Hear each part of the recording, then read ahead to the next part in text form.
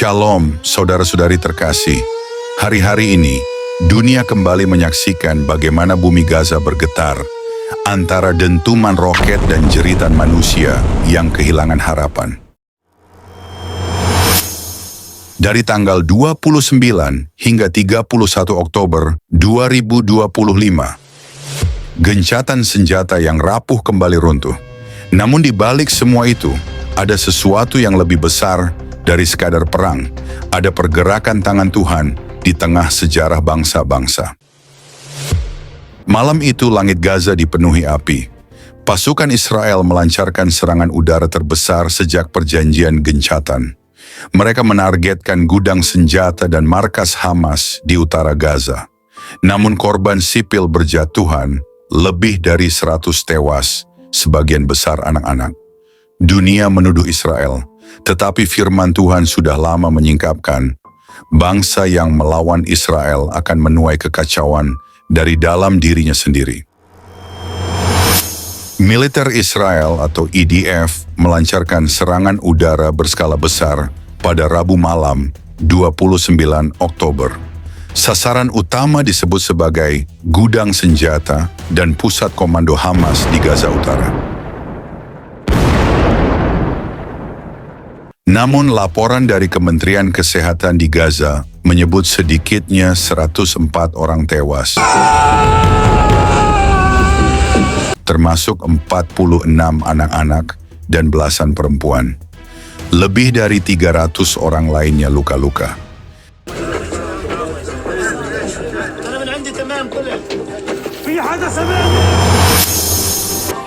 Firman Tuhan berkata di dalam Zakharia 12, "Siapa yang mengangkat tangan melawan Israel akan merasakan nyala murkaku, dan tangis akan terdengar di kota mereka sendiri." Rumah-rumah di kawasan Beit Lahia dan Al-Shati hancur total, sementara tim penyelamat melaporkan kesulitan mengevakuasi korban akibat blokade listrik dan bahan bakar. Israel mungkin dibenci dunia, tetapi Tuhan berkata, "Barang siapa menyentuh engkau, menyentuh biji mataku." Zakharia 2 ayat 8. Maka biarlah dunia menuduh, tetapi surga tahu kebenarannya, bahwa Tuhan sendiri berdiri di balik tembok Israel, dan siapa yang menantang Israel sedang menantang Tuhan semesta alam.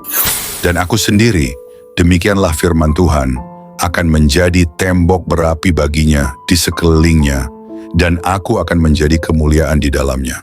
Zakharia 2 ayat 5. Apa yang terlihat seperti tragedi sebenarnya adalah cermin rohani.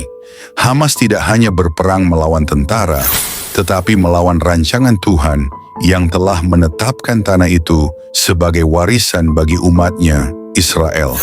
Dan setiap kali manusia berusaha mencabut janji itu, bumi itu sendiri bergetar menolak mereka. Seperti yang tertulis di dalam Mazmur 7 ayat 16, "Ia membuat lobang dan menggalinya, tetapi ia sendiri jatuh ke dalam pelubang yang dibuatnya."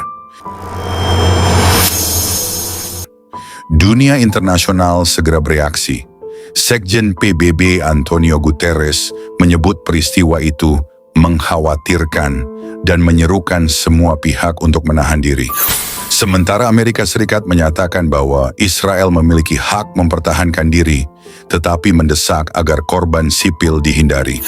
Hari itu, 30 Oktober 2025, Gaza masih berbalut ketegangan. Asap belum hilang dari langit, dan dunia masih berdebat tentang siapa yang harus disalahkan. Pesawat tempur Israel melintas di atas wilayah Khan Yunis, sementara tembakan artileri terdengar dari kejauhan. Bagi dunia, ini tampak seperti perang tanpa akhir. Namun bagi mereka yang melihat dari sudut pandang rohani, ini bukan sekadar perang. Ini adalah pertarungan antara kebenaran dan dusta. Firman Tuhan berkata dalam Mazmur 91 ayat 4 dan 5. "Dengan kepaknya ia akan menudungi engkau, di bawah sayapnya engkau akan berlindung, kesetiaannya ialah perisai dan pagar tembok. Engkau tak usah takut terhadap kedahsyatan malam, terhadap panah yang terbang di waktu siang." Ayat ini menegaskan bahwa Israel termasuk tentara yang menjaga keselamatan bangsanya, berada di bawah perlindungan Tuhan. Bahkan ketika dunia melihat kekacauan dan serangan yang tampak tanpa henti. Pada hari itu, Palang Merah Internasional menengahi penyerahan 2 jenazah tentara Israel yang sebelumnya ditahan Hamas. Di perbatasan Rafah, di bawah penjagaan pasukan Mesir, proses itu berlangsung hening namun penuh makna. Sebuah pengingat bahwa setiap nyawa berharga, namun juga bahwa kebencian tidak akan pernah menebus apapun. Meski upaya diplomatik terus berjalan, serangan lanjutan tetap terdengar di langit Gaza. Wartawan melaporkan bahwa 27 orang tewas di Jabalia malam itu. Dan seperti biasa, dunia segera menuding Israel. Tetapi di balik setiap tuduhan, ada kenyataan yang sering diabaikan, bahwa banyak lokasi yang diserang digunakan oleh Hamas sebagai tempat penyimpanan senjata di tengah pemukiman warga. Inilah kegelapan dari perang modern, ketika musuh bersembunyi di antara orang lemah dan kebenaran dikaburkan oleh air mata yang dimanipulasi. Tuhan sudah memperingatkan dalam Yesaya, "Celakalah mereka yang menyebut kejahatan itu baik dan kebaikan itu jahat, yang mengubah gelap menjadi terang dan terang menjadi gelap."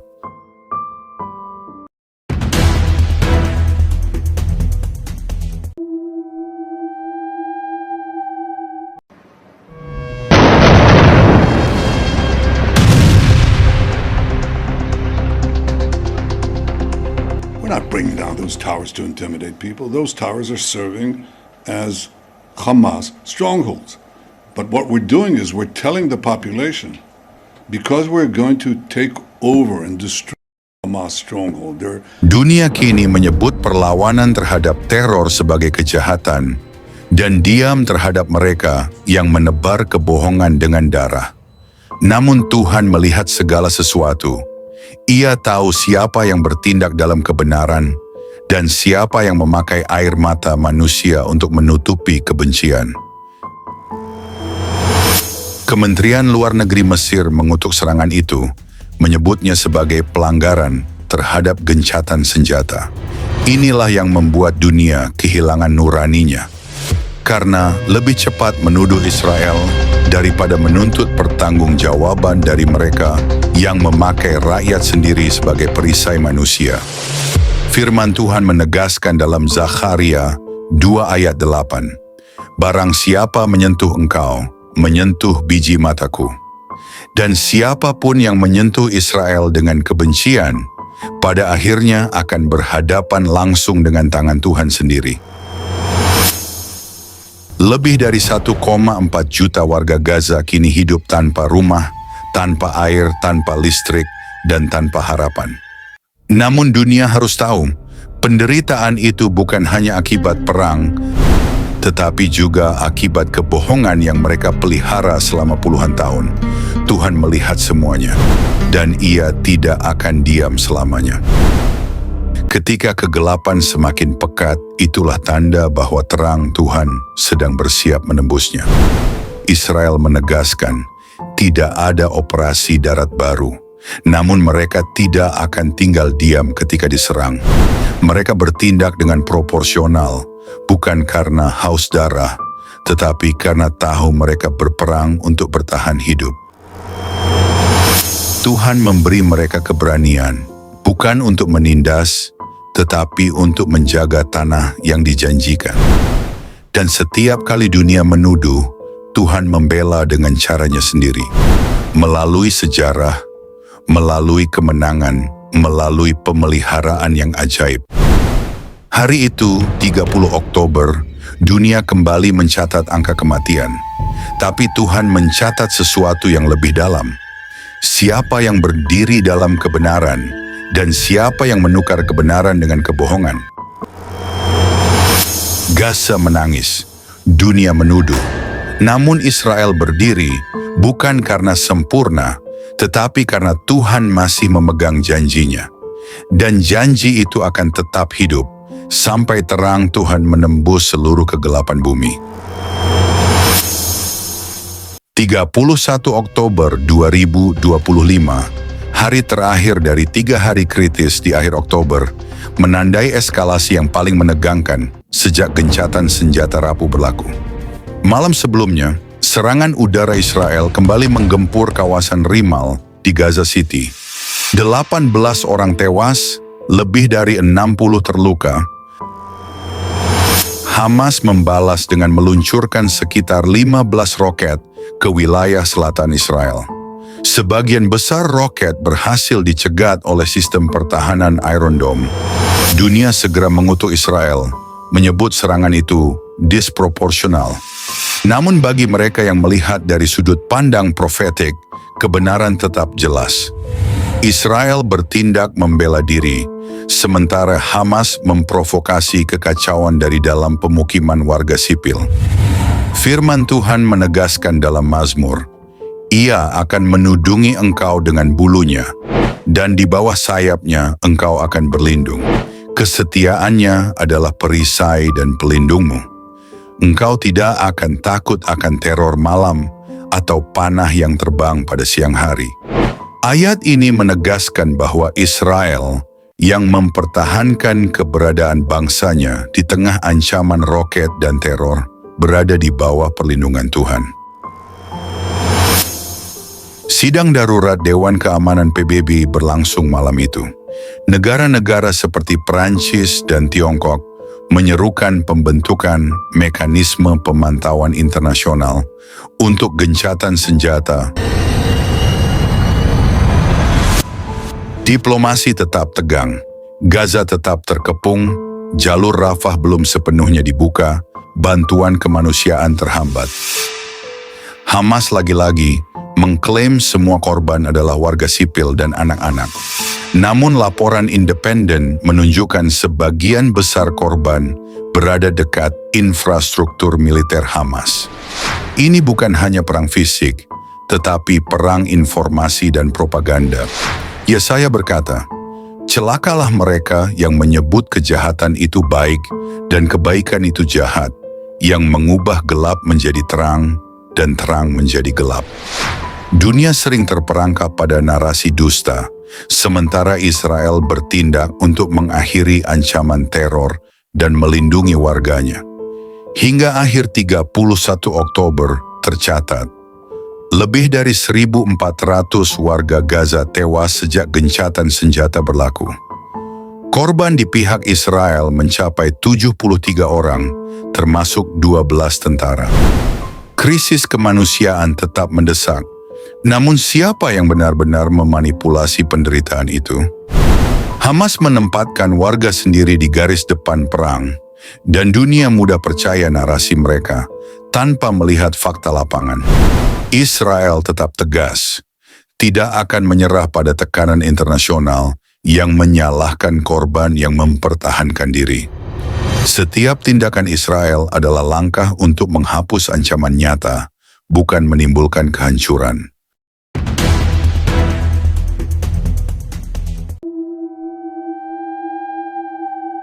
Saudara-saudari terkasih dalam Kristus, terima kasih sudah mendengarkan renungan firman Tuhan sore ini.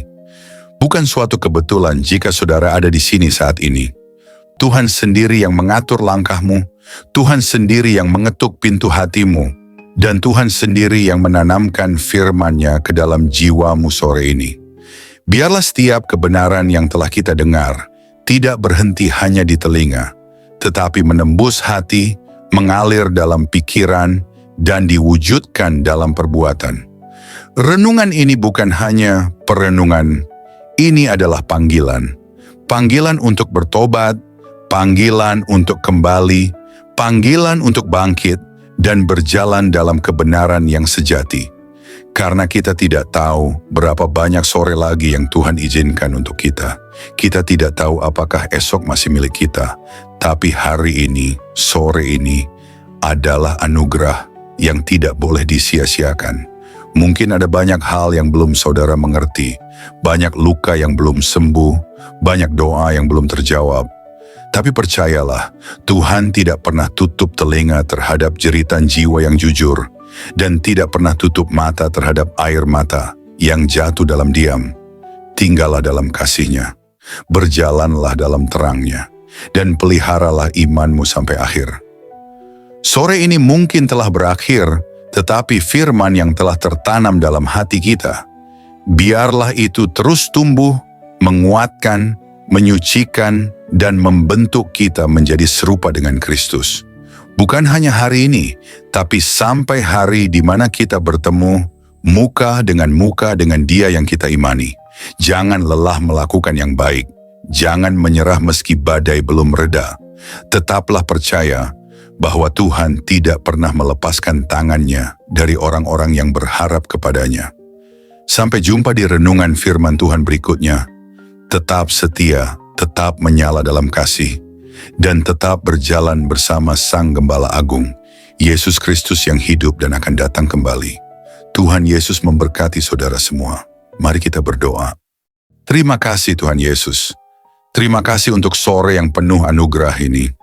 Untuk setiap napas yang masih Kau izinkan berhembus dalam tubuh kami.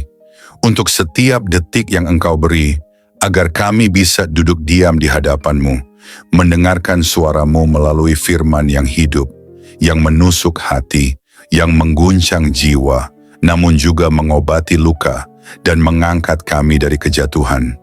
Tuhan Yesus, sore ini kami datang bukan hanya membawa telinga kami, tapi membawa seluruh keberadaan kami ke hadapan tahta kasih-Mu. Kami datang dengan hati yang kadang kotor, pikiran yang sering goyah, dan semangat yang mulai padam. Tapi firman-Mu sore ini membangkitkan kami kembali. Engkau berbicara bukan hanya lewat huruf dan kata, tapi lewat roh yang menghidupkan. Kami tahu Tuhan, seringkali kami mengabaikan suara-Mu. Kami terlalu sibuk dengan dunia, terlalu sibuk mengejar yang fana, hingga lupa bahwa Engkaulah sumber kehidupan sejati. Namun hari ini kami diingatkan lagi, bahwa tak ada satu pun dalam dunia ini yang lebih berharga dari hadirat-Mu. Engkaulah mutiara yang mahal, harta terpendam yang layak kami tinggalkan segalanya demi mendapatkannya. Ajari kami untuk mencintai-Mu lebih dari segala yang kami miliki. Terima kasih karena firman-Mu menegur kami, bukan untuk menghancurkan, tetapi untuk membentuk. Karena Engkau tidak membiarkan kami larut dalam jalan yang salah, namun menuntun kami kembali ke jalan yang sempit, jalan salib, jalan pengorbanan, jalan kebenaran. Tuhan Yesus, sore ini kami mengangkat tangan dan hati kami kepadamu. Segala yang telah kami dengar, biarlah tidak hanya tinggal dalam pikiran. Tanamkan itu dalam hati kami yang paling dalam. Ubah kami mulai dari dalam, jadikan kami pelaku firman, bukan hanya pendengar setia. Berikan kami hati yang lembut, hati yang sanggup menerima koreksi, dan tidak lari dari cahaya-Mu saat dosa kami disingkapkan. Ajari kami mencintai kebenaran, meski kebenaran itu menyakitkan. Ajari kami berjalan dalam kasih, meski dunia membalas dengan kebencian. Tuhan, jadikan kami terang di tengah kegelapan, garam di tengah kebusukan dunia ini. Dan ketika nanti malam datang, dan kesunyian menggantikan keramaian, biarlah firman-Mu terus bergema dalam hati kami. Biarlah suara-Mu lebih nyaring dari hiruk-pikuk dunia. Dan ketika kami tidur malam nanti, biarlah kami tidur dalam pelukan kasih-Mu, dengan hati yang sudah dipulihkan, jiwa yang sudah disegarkan, dan semangat yang kembali menyala untuk berjalan bersama-Mu besok pagi. Tuhan, kami tahu hari-hari ini tidak mudah. Kami hidup di zaman yang gelap, di zaman di mana kebenaran dikompromikan, iman diperjualbelikan, dan kasih menjadi dingin. Tapi kami mohon, jangan biarkan hati kami menjadi seperti dunia. Teguhkan kami, tanamkan keberanian dalam jiwa kami. Berikan kami api dari surga yang tidak padam, untuk tetap setia sampai akhir. Kami tahu jalan sempit itu tidak mudah, tapi kami tahu Engkau menyertai setiap langkah yang kami ambil. Meskipun air mata kami jatuh, Engkau mengumpulkannya dalam kirbat-Mu. Meskipun kami berjalan dalam lembah kelam, Engkau tetap setia menggandeng tangan kami. Kami tidak sendiri, kami tidak ditinggalkan. Berkati setiap orang yang mendengar renungan sore ini, dimanapun mereka berada, apapun pergumulan mereka, Biarlah kasih-Mu menjamah dan menjawab mereka satu persatu. Angkat yang tertunduk, pulihkan yang remuk, dan kuatkan yang nyaris menyerah. Sore ini, kami pulang dari hadapan firman-Mu, bukan sebagai orang yang sama, tapi sebagai orang yang telah disentuh surga. Kami pulang dengan damai. Kami pulang dengan harapan baru. Kami pulang dengan keyakinan bahwa Engkau tetap berdaulat di atas segala hal yang tidak kami mengerti. Dan jika malam ini adalah malam terakhir kami di dunia ini, biarlah kami ditemukan tetap setia, tetap percaya, dan tetap memandang wajah-Mu. Kami rindu saat Engkau datang kembali, Tuhan. Kami rindu melihat langit terbelah, malaikat meniup sangkakala, dan Engkau turun dengan kemuliaan. Jadikan kami mempelai yang siap. Jadikan kami gereja yang berjaga-jaga. Jadikan kami umat yang tidak tertidur.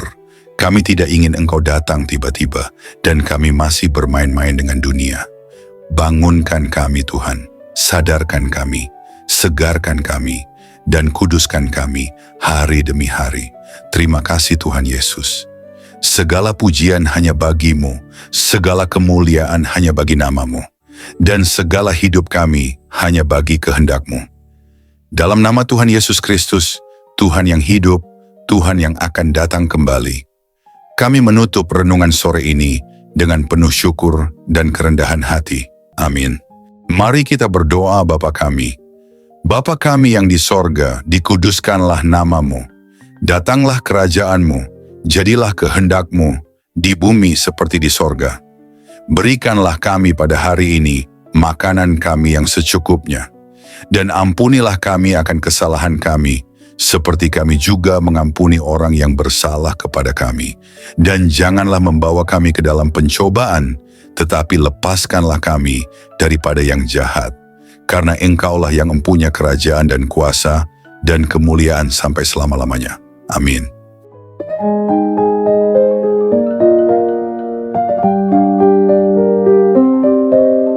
Saudara-saudari terkasih dalam Kristus, terima kasih banyak atas kesetiaan saudara-saudari mengikuti renungan firman Tuhan sore ini sampai selesai. Semoga setiap firman yang telah kita dengar, setiap pesan yang telah menyentuh hati, dan setiap doa yang telah kita panjatkan bersama, sungguh-sungguh menjadi kekuatan dan penghiburan bagi hidup saudara di hari-hari yang penuh tantangan ini. Kiranya firman Tuhan hari ini menanamkan keberanian dan keyakinan dalam hati kita semua, bahwa tidak ada keadaan yang luput dari kuasa Allah. Dalam kegelapan dunia yang semakin pekat, marilah kita tetap menjadi terang yang memancarkan kasih, kebenaran, dan pengharapan yang hanya datang dari Tuhan. Jangan pernah menyerah, sebab Tuhan berjalan bersama kita, menuntun langkah kita, dan membukakan jalan saat kita merasa terjebak dan buntu. Ingatlah bahwa di setiap pergumulan ada pertolongan Allah yang siap datang, dan dalam setiap tangisan ada penghiburan yang dari surga. Kami mengajak saudara-saudari untuk terus membagikan berkat ini kepada orang-orang yang membutuhkan.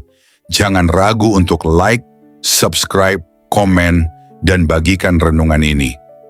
Dengan begitu, berkat firman Tuhan dapat menyebar luas, menjangkau lebih banyak jiwa yang haus akan kasih dan kebenarannya.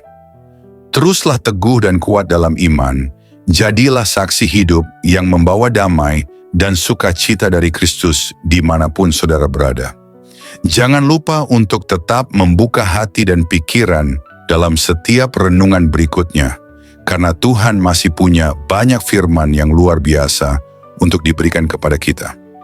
Sampai bertemu lagi di renungan firman Tuhan sore berikutnya, dengan harapan dan doa agar Tuhan selalu menyertai langkah saudara-saudari semua, melindungi, memberkati, dan menguatkan dalam setiap keadaan. Tuhan memberkati, amin.